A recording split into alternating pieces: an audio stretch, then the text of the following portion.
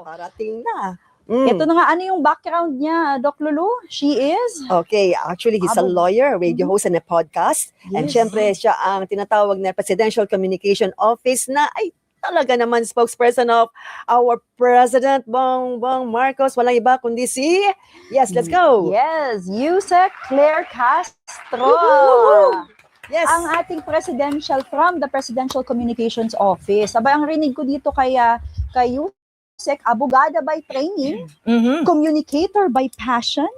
Siya ang patunay na kapag ang babae ang nagkuwento, ito'y maganda kasi klaro, diretso at may puso. Welcome, Yusek Claire Welcome, Castro. Attorney Claire!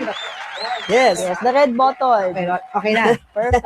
Okay, yes. Good afternoon, Vanessa, Doc Lulu, and DJ Monica. Yes! Good afternoon po sa lahat ng sumusubaybay sa programa nyo. Magandang hapon. Yeah, thank you for joining us. Parang hindi na to Maritres, Maricuatro na tayo. Oo, Maricuatro na, Diyos ko. At napaka-empowered pa ng ating ikaapat na guest, ikaapat na anchor. Yes. Oo. Yes.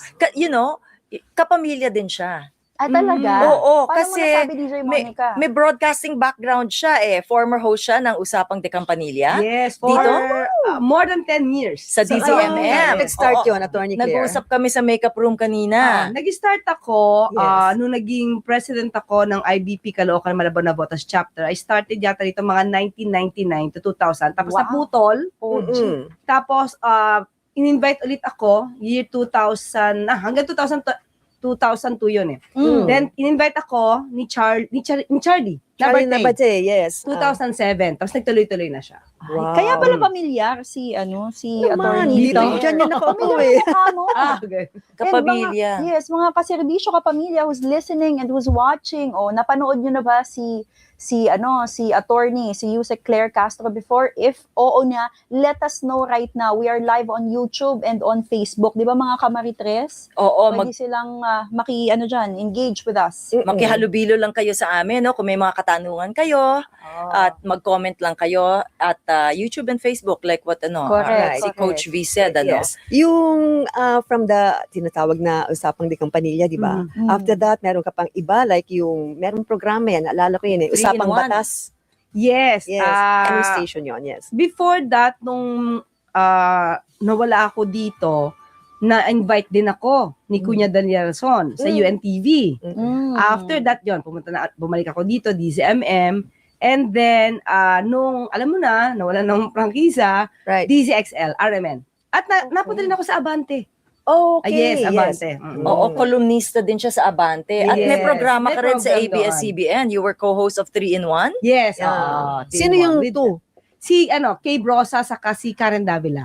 Galing. Mabigatin ang mga kasama nito. Gusto ko yan, And di ba? speaking of bigatin, Yusek, we Yeah. would like to know a little bit about your early beginnings. Paano ka naging Yusek Claire Castro? Before all that, where did you come from? Ang trabaho ko talaga, unang-una trial lawyer kasi ako. Kumbaga, everyday may hearing sa korte. Doon tayo sanay, sa korte. Okay. And then, paggabi, katulad niya, na nagiging anchor tayo dito sa DCMM, DCXL, saka sa Abante. At nagkaroon tayo ng YouTube channel. Yan. So, kung paano ko naging Yusek, actually, hindi ko rin alam kung paano nila ako na-discover. Hindi ko alam.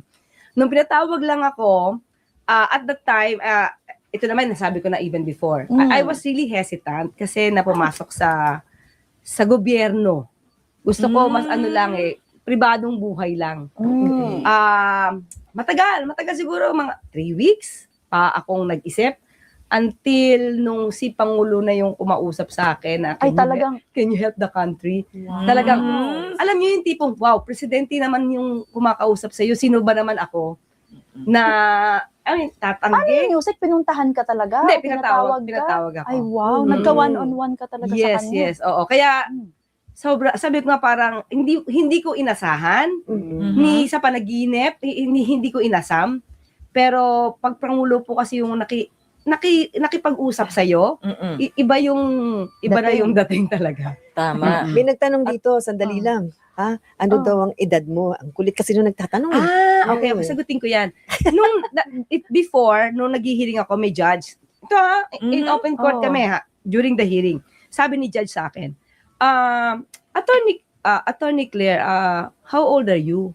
Sinagot ko naman. Hindi ka naman na-offend Hindi kapag ako tinatanong ka na-offend. na, ay, good. Oo, ang sabi ko sa kanya, Judge, the last person who asked me that, he was hospitalized. Ay, nako.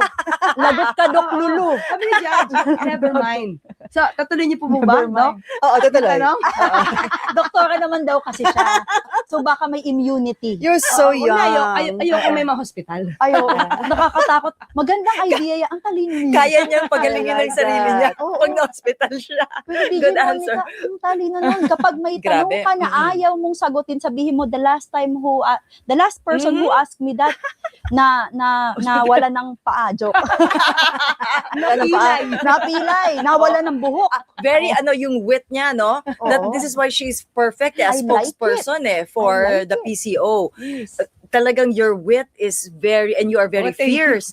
Nakaka-impress. Very Right. impressive. Ngayon, can you more or less tell our viewers, no, exactly what are your ano po ang mga responsibilidad nyo as USEC of the PCO? Okay, I am not the spokesperson of the president. I am the palace press officer. Okay. Kasi There's ayaw a ni Pangulo difference. ng magkaroon siya ng spokesperson.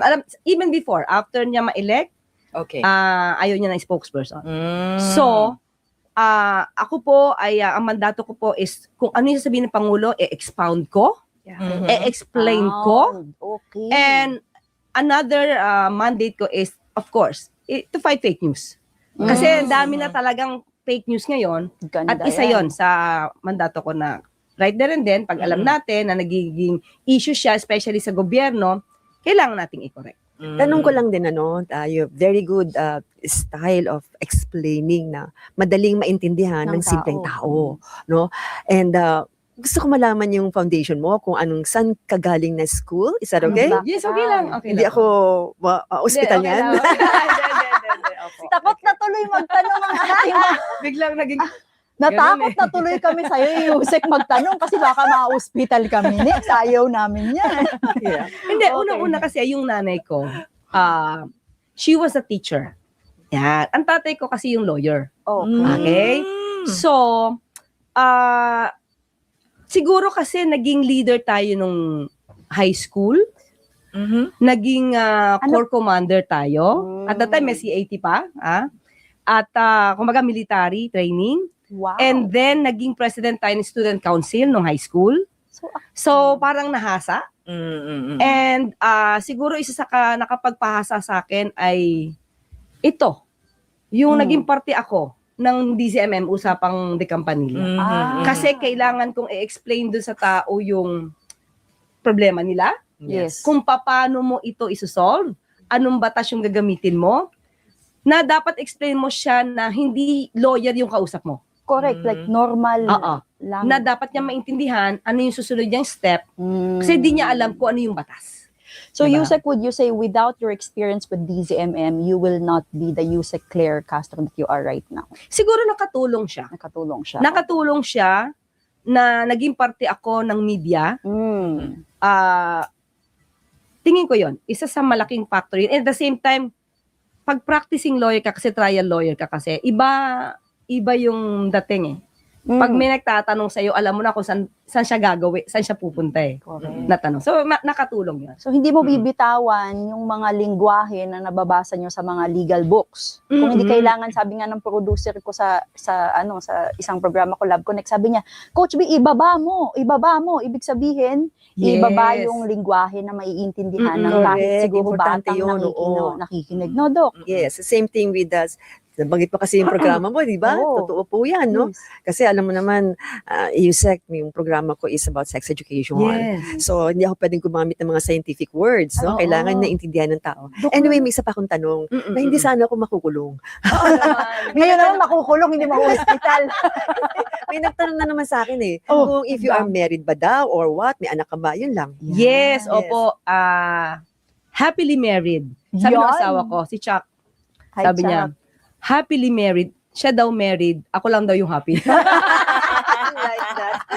Ay, witty din ang asawa mo. Ay, oo. Yusek. Alam niyo kung pag nagkaroon kami ng, ganitong klase na joke, mas magaling yung asawa ko. Talaga. Mas magaling siya. Sana pala sinama natin. At, yun. oo, at matalino si husband kasi alam niya happy wife, happy life. Ayun. Importante yun.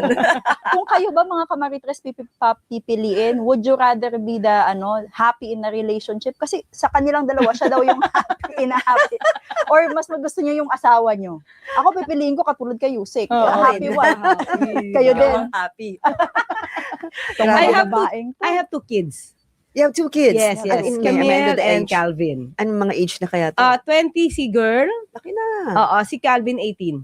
Ah. 19 na pala, 19. Meron ba sa kanila Yusek sumusunod sa yapak mo? Mm, To yun. serve Parang the si Camille people? eh. Paano Yung ba gusto panganay niya? ko. Maging abogado. Gusto niya. Oo, Ano gusto niya. Ano ang pakiramdam mo about that? Kasi alam mo kung gaano kahirap ang trabaho mo. Sabi ko So, sa kanya. Are you okay with that? Nung una dinidiscourage ko eh. Mm-mm. Sabi ko, wag na. Sabi ko, maging magaling ka na lang na financial analyst. Di ba? Mm. Kasi ano yan, kapag ganyan, pwede kang magtrabaho abroad. Di ba? Pero hindi, parang gusto niya eh. Tapos nadinig niya, meron ako ini-encourage na isang bata na you can take up law. Sabi ko, bakit itong batang ito ini-encourage ko? Tapos yung anak ko hindi. Sige, i-encourage na rin kita. Okay. At saka si Calvin pala. Because he has started playing, parang about law.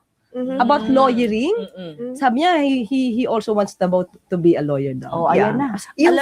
Alam mo, ibig sabihin yan is they admire you. Yeah. Si Calvin, tingin ko hindi, more on the games. Kasi na-intriga siya how to solve the case. I see. Tapos he is even encouraging me to join him. Sabi ko, anak, sige, later, meron pa akong YouTube, may live stream pa ako. Naman. So he's encouraging me pa to play with him. Mhm. Doon sa Ace Lawyering yata, I don't know kung anong Yes. game yun. Okay, but you know what, DJ Monica, I agree with you because naririnig ko nga sa nanay ko kasi yung lola and lolo ko, police. So makikita mo sa family, mayroon talaga nagpupulis, sabi ng nanay ko, kung ano daw yung pinapakain, yun din ang susunod. Oo. Doon din so Right. siguro, Kasi diba, nasa law enforcement. Yung tatay ko kasi, di ba, he was a lawyer, pero he never encouraged me to take up law. But that's what's amazing. He probably didn't say anything, pero you observed him. Hindi, Nakita mo hindi ko siya. siya So, in-observe. hindi mo siya in-observe din. Parang it's in your DNA. Like my mother, my mother was pure Japanese, no? She has since passed. However, ano siya isa siyang manunulat sa Tokyo noon. Yes. Ako naging naging writer din ako. Okay. Oh, galing. Pero parang ikaw, hindi ko siya inobserbahan kasi nung pumunta na siya dito, yun ang career niya sa Japan. Pero nung nag-relocate na siya dito, hindi na siya manunulat. You know? It's probably Hindi, So, on my part kasi, hindi Nasa ako, genes? Oo, hindi ko alam. Pero ako na-encourage lang ako eh. Oh. Meron lang akong gustong patunayan kung bakit ako nag-law. Kasi, kaya konting yun? kwento lang. Nung third year kasi ako, di ba kumuha nga ako ng COCC para maging officer. Hindi ko naman ginusto na maging officer at that time. Gusto ko lang kasi sumaludo. Kasi mga classmate mo, pag third year, fourth year yung officer sa CIT Sumasaludo sila. Sabi ko, parang gusto ko rin sumaludo. Pero at that time, honor student na ako. Gusto mong sumaludo or gusto mo yung sinasaluduhan? Hindi, at that time, COCC pa lang ako. Gusto ko lang talaga sumaludo. Naiingit ako sa kanila kasi sumasaludo sila. So, I entered COCC. July na Sila Feb pa So, medyo late na ako. So, I just wanted at that time na sumaludo kung anong magiging position ko, okay lang. Okay. Until one time, nasa formation kami. Sabi sa ng core commander namin. So, parang pinapili kami. Halimbawa, Vanessa, anong gusto mong position? Sabi niya, first aid, ma'am. Okay. Hindi, yung totoo. So, ginanon niya lahat. Parang hindi yan, yung totoo gusto, anong gusto mo? Kasi parang in-expect niya na dapat higher position. Yung pipiliin mo. Parang huwag kayong magpaka-humble yung totoo. Doon sa akin, sabi ko, kung yun yung gusto di ba? So, nung dumating sa akin, medyo may pagka-alaskador ang Claire. Ikaw, Castro, anong gusto mo? Core Commander, ma'am. Yung position niya Pinili ko. Paano na talaga anong reaction niya? Siyempre, medyo nagulat siya kasi walang pumipili ng position niya Ako lang. Kasi Iba talaga, ikaw hindi iba. ka takot. Pero pang-asar lang siya. Hindi ko siya okay. in-inspire. But, because of that, yung lahat ng officers namin ng barkada niya, ako yung pinarusahan. Okay. So, sa akin, okay lang yan. Parang, parang, come on, okay lang yan sa akin. Kaya ko lahat ng mga Isama parusa lang. nyo, di ba? Bakit may parusa, Yusik?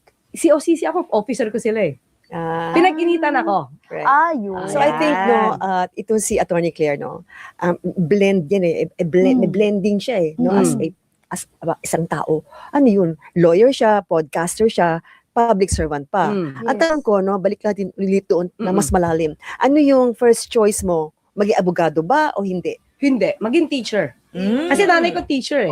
See? Naging lawyer lang, yung tinahak ko because yung Corps Commander na yun, babalik ako sa Corps Commander. Di nagkaroon na kami na parang, hindi naman pero parang alam mo yun, asaran lang. Third year ako, fourth year siya. And then, sabi niya, ma'am, sabi ng mga classmates, anong course gusto niyo? Sabi niya, poli-sci, then itutuloy ko sa law. So, tinanong ako, alam mo naman, nangaasar ako, Claire, kuno mong course pag graduate mo. Poli-sci.